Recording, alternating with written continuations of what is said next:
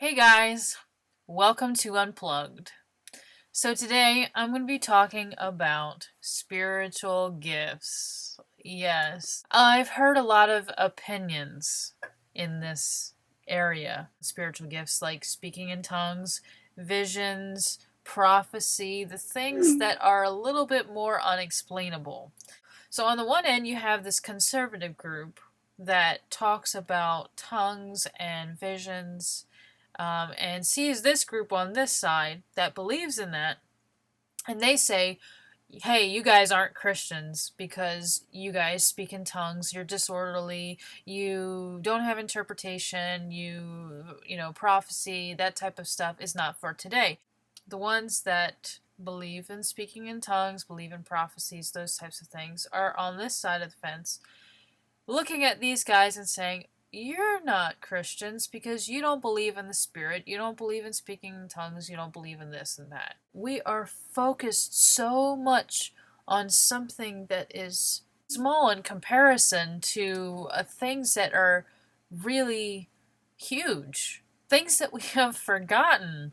Like the things that don't pass away, the things that are imperishable.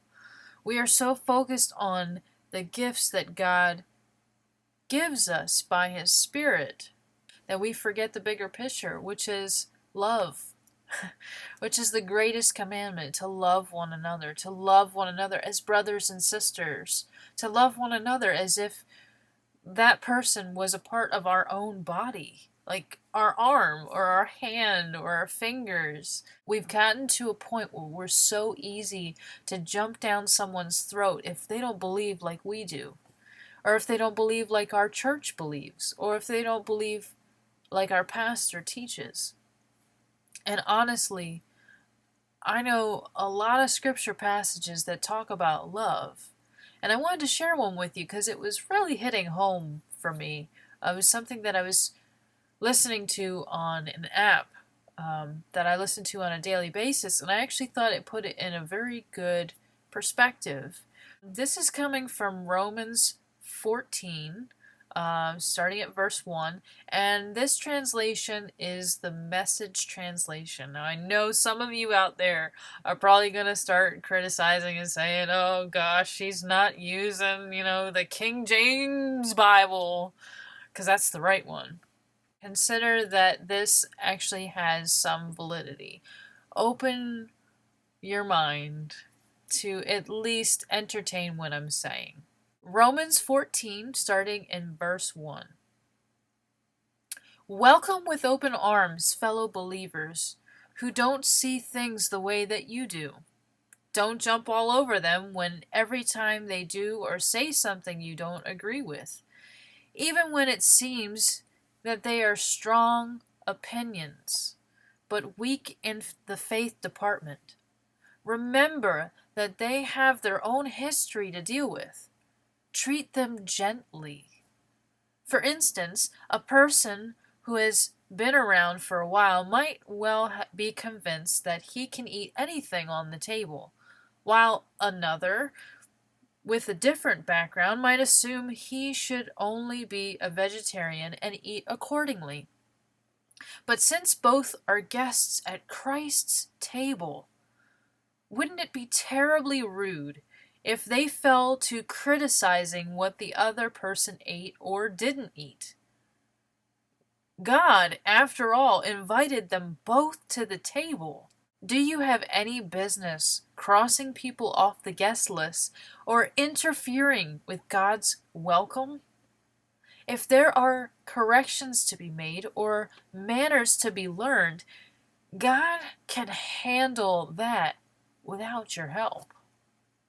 Or, say one person thinks that some days should be set aside as holy, and another thinks that each day is pretty much like any other. There are good reasons either way. So, each person is free to follow the convictions of conscience. What's important in all this is that if you keep a holy day, keep it for God's sake. If you eat meat, eat to the glory of God, and thank God for prime rib. If you're a vegetarian, eat vegetables to the glory of God and thank God for broccoli. None of us are permitted to insist on our own way in these matters. It's God we are answerable to, all the way from life to death and everything in between, not each other. That's why Jesus lived and died and lived again, so that he could be our master across the entire range of life and death and free us from the petty tyrannies of each other. So, where does that leave you when you criticize a brother? And where does that leave you when you condescend to a sister? I'd say it leaves you looking pretty silly, or worse. Eventually, we're all going to end up kneeling side by side in a place of judgment facing God. Your critical and condescending ways aren't going to improve your position there one bit. Read it for yourself in Scripture. As I live and breathe, God says, every knee will bow before me, every tongue will tell the honest truth that I, and only I, am God. So tend to your knitting. You've got your hands full just taking care of your own life before God. Forget about deciding what's right for each other. Here's what you need to be concerned about: that you don't get in the way of someone else, making life more difficult than it already is. Jesus has convinced me that everything as it is in itself is holy. We, of course, by the way we treat it or talk about it, can contaminate it. If you confuse others by making a big issue over what they eat or don't eat, you're no longer a companion with them in love, are you? These, remember, are persons for whom Christ died. Would you risk sending them to hell over an item in our diet? Don't you dare let a piece of God-blessed food become an occasion of soul poisoning. God's kingdom isn't a matter of what you put in your stomach, for goodness sake. It is what God does with your life as He sets things right, puts it together, and completes it with joy. Your task is to single-mindedly serve Christ. Do that, and you'll kill two birds with one stone, pleasing God above you and proving your worth to the people around you. Now, I know that was a long passage, but hear me out. I know some of you might say that, hey, that passage, it was about food. It was about what you eat and what you don't eat. And of course, we all know this passage because we're talking about, the weaker and the stronger brother. But honestly, it all comes down to one simple truth, and this is what matters. We're talking about love. I was in that place where I'm going, you know what, Lord? I think it's interesting. I'm a little afraid of this side of things where it's unexplainable, people are rambling and all that.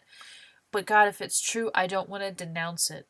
I don't want to say it's not real, because if it's of you, then I don't want to speak against you. Like, if you're looking at that and you're hearing people say to you that you can't be a Christian unless you're speaking in tongues and having visions and all this other stuff, then ask God. Come straight to the source.